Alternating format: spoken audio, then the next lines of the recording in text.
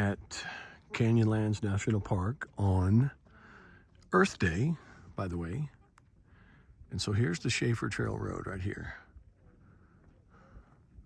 And this takes you down to the White Rim, which is where I'm heading pretty quick.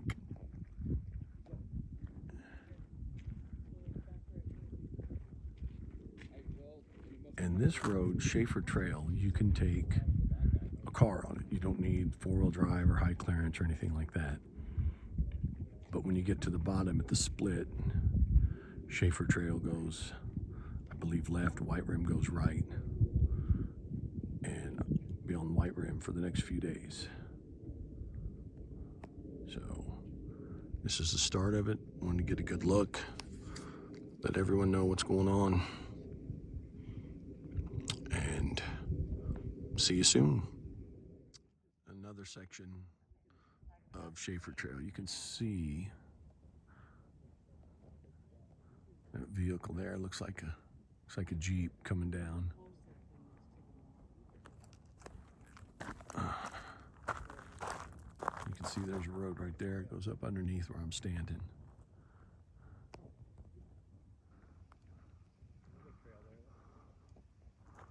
Just beautiful out here. It's so calm today, no wind, blue skies. I think it's supposed to be, I'm gonna go with 69 degrees, is what I'm thinking. And sunny all day, beautiful blue skies. I'm ready.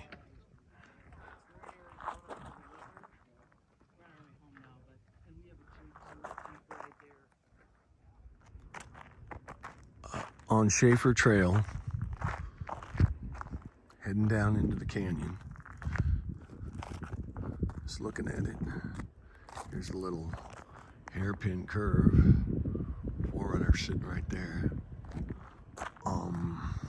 What I found out was if you enter in from Grandview Point Road, which is the main road that runs through Canyonlands, the entrance from Shafer Trail there, it takes you all the way down to Potash Road into Moab. It's 45 miles.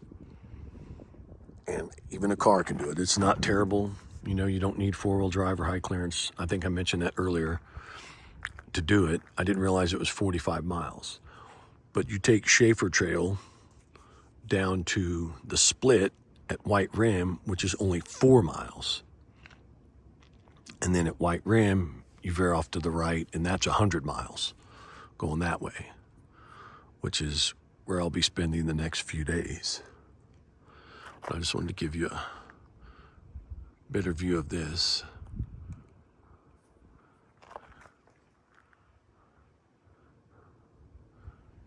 Pretty cool stuff.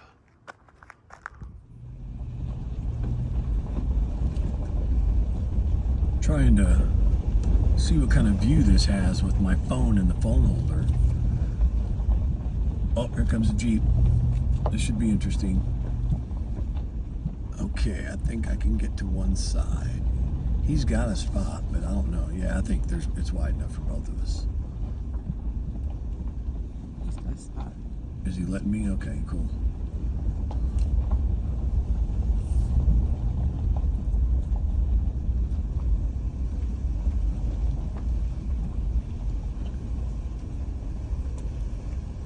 Thanks, man.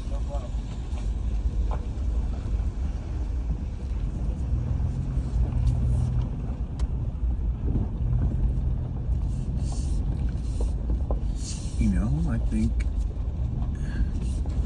this video thing might work.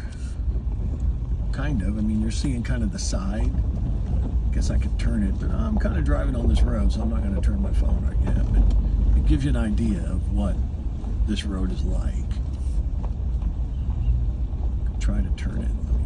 Let me do that. I'm going to stop. There's no one behind me, so I'm going to do this real quick. Bear with me.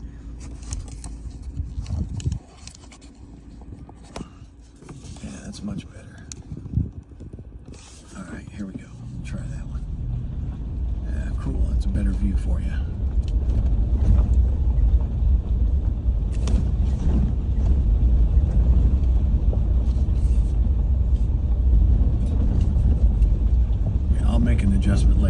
still not completely centered, but better than it was. Oh, see, that's not bad.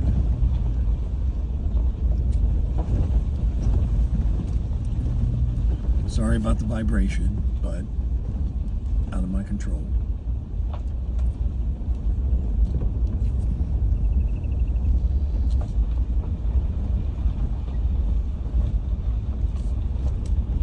So yeah, that's not a bad first eye view of this. Turning the camera on in the mount like that. A little sharp corner here.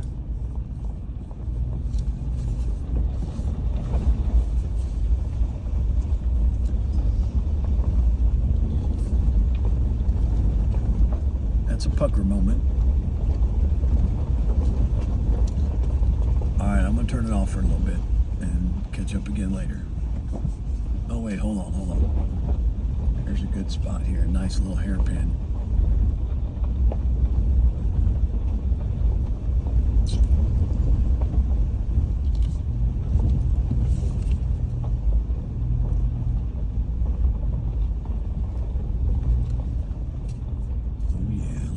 Though out there, look at that.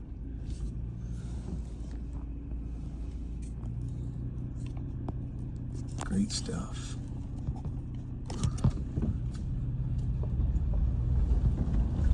Alright, I'm gonna turn it off for a little bit and we'll catch up in a minute. Alright, made it to the bottom. Pretty close to the bottom anyway. Just wanted to get a quick shot of the views here. Before we head further down.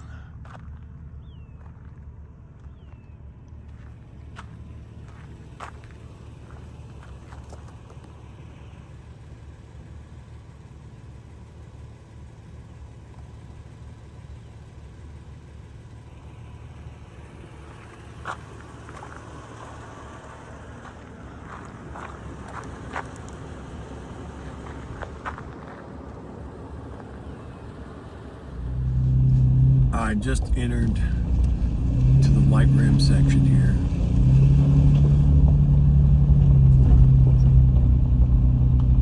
Not too terrible bad yet.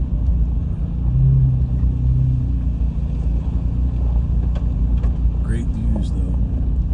I'll stop here in a minute and do a pano and show what's around.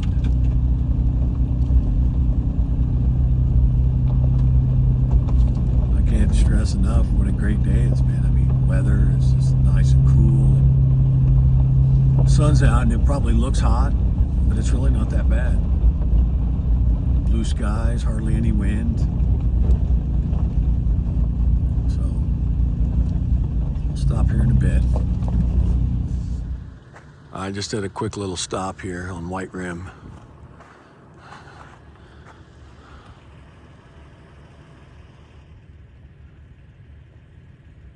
Looks like the river down there.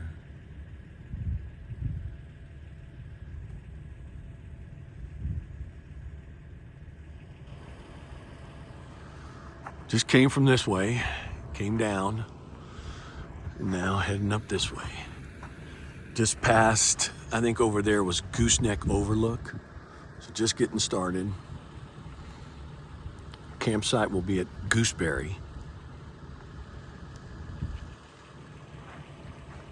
Can still barely see the LaSalle Mountains off in the distance. Only ran into a couple vehicles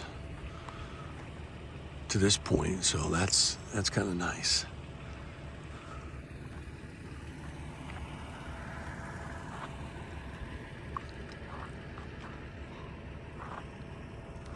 All right, I'm gonna get back at it.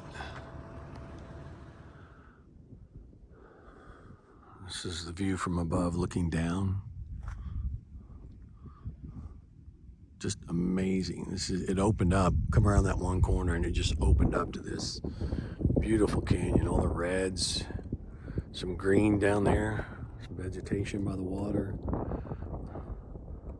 The LaSalle's still hanging out back there, looking cool.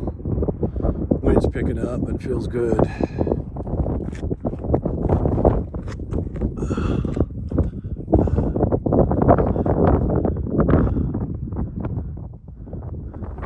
Definitely beautiful. Keep in mind, tomorrow I probably won't get as many videos and pictures because it's a lot longer day tomorrow. A lot more driving. So we're not as hurried today. Tomorrow probably more of a hurry. So probably less of this, but there'll be some. Probably just not as much. Colorado River overlook here.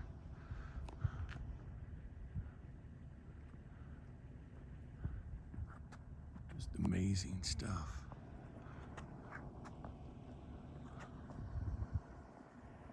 There's a little bit of like an off-road rocky area to drive over. You had to drive over like stuff like this out that way to get to it.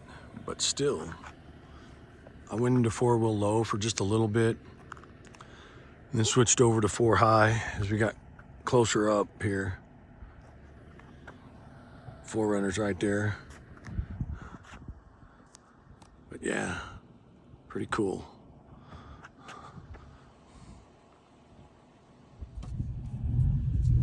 All right, back in the car and heading down. And 4 high. This part's not too bad.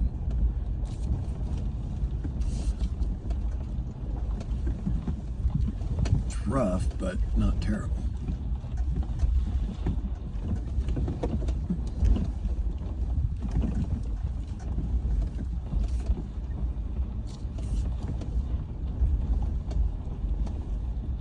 I was trying to pick a good line, going down and up. I want to scrape. It doesn't look bad, but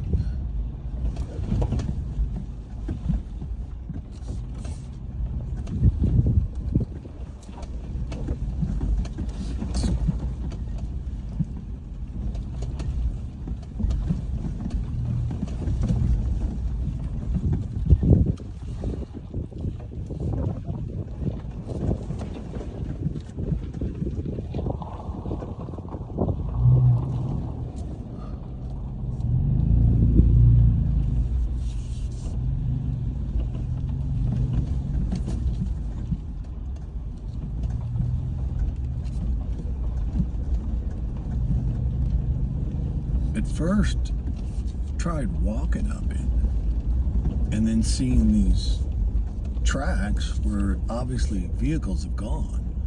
Like, I'm just gonna do that instead of walking all the way up there. And there was, I figured if at the sign where it said overlook, I figured if they didn't want you driving there, they would have like blocked it off. But yeah, I'm gonna kind of hang on this left side here.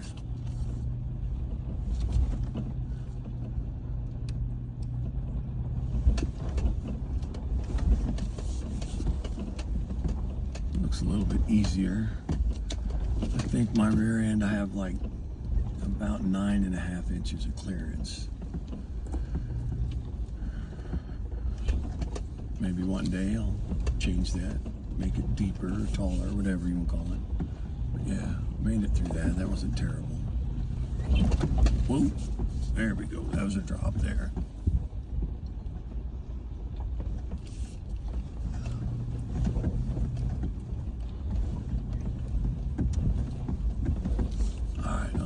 Switch back over to 2-wheel high now. And we're good. We're out of that. She did good for me. Old Roxy. All right, this is Musselman Arch.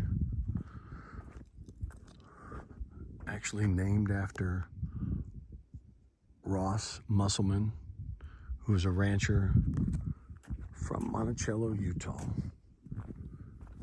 And from what I've read, he was one of the early promoters of Moab because of the beauty and all the awesome things there are to do. So he was prominent in pushing that, getting people to come here and travel, and you can see why. It's just amazing. This arch is right in the middle of nowhere, and you're not supposed to be on the arch. You're not supposed to walk across it. I'm sure there are people that have, but I'm not going to do that. That's disrespectful and shouldn't do it. Oh, you can see, like, look over there, you can see like a little round window. That's cool. Look at that. See it off in the distance there? There it is. I'm not sure what that is, but that's kind of cool. Then you got the hoodoos, which are those mushroom-looking things. Those are pretty big. And then again, just views. Pretty much everywhere you turn. It's just amazing.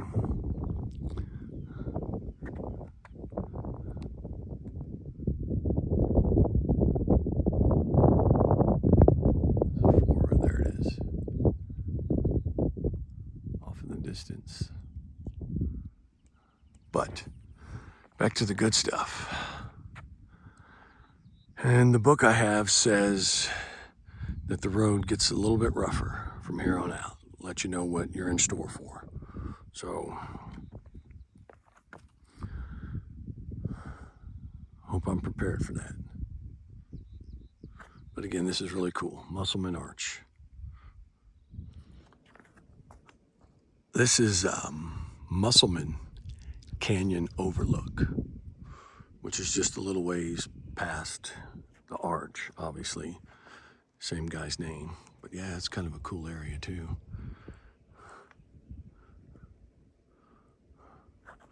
But yeah, you can see the overhang there, and you can see all these rocks down here that have just, over the years, fallen down. Keep in mind, I've mentioned this in a different video. This just doesn't do justice to actually standing here and just being in awe of all this in front of you. Just this camera and the photos and videos, that it just doesn't do justice to this place. Not even close.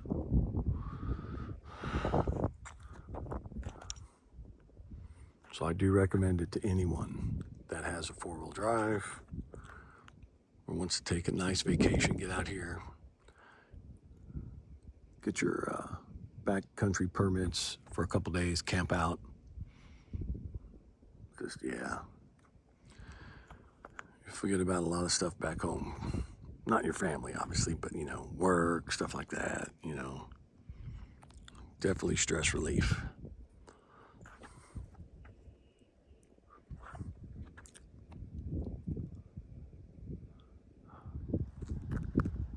Toothy Rocks viewpoint here. Got these little hoodoos. Had a Jeep come up behind me. Some people in it. First people we've actually come across out here.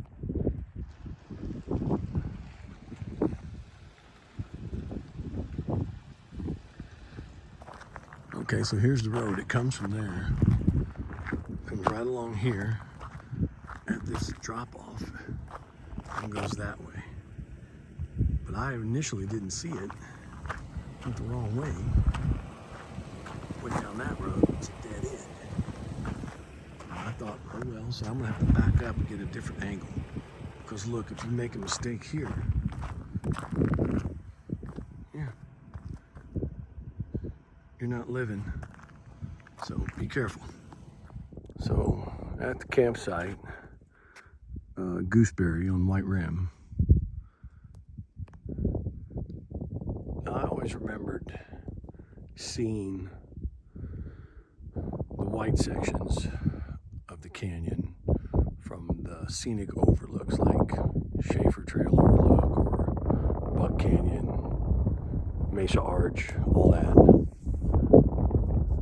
But you don't realize that it's just a thin layer of white until you actually get down here and see it. Obviously, that's how I got the name White Rim, because all these rocks are white in color. But from up top, when you're looking down, it almost looks like it's dirt. And it's really not. It's some hard rock. And compared to like the difference in the reds and the darker browns that you see here, gives it the contrast. So cool. You can see this one doesn't even look connected on the back, like between like these two right here. And you just wonder how it stays there. This is crazy. Without falling. I'm still off the edge. I can try to get a longer view of the canyon, so bear with me. And there we go. You can kind of see it that way now. See how it goes down and curves around to the left. LaSalle Mountains in the background. Pretty wild. And then you can see the campground here. I'm clear back up.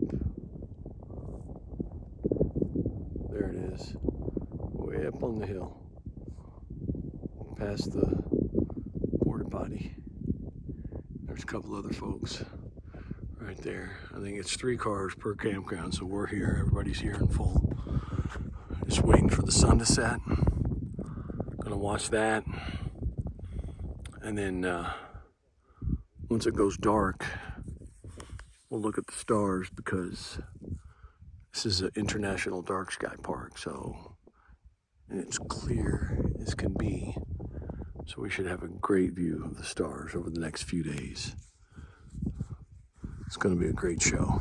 Can't wait to share it with everyone.